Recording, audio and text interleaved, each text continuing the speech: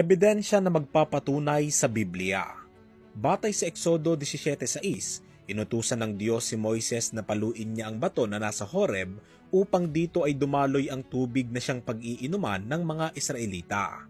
Ayon naman sa aklat ng mga awit kapitulo 78, ang bato na ito ay nabiyak sa gitna na doon nga rin nagmula ang pagdaloy ng tubig.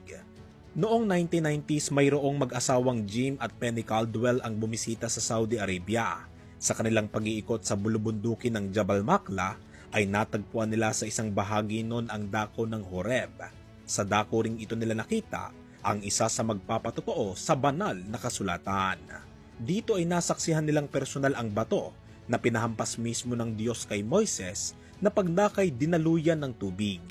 Mapapansin din dito na tugma sa batong ito ang inilarawan sa aklat ng mga awit na kung saan ay nahati nga ito sa gitna.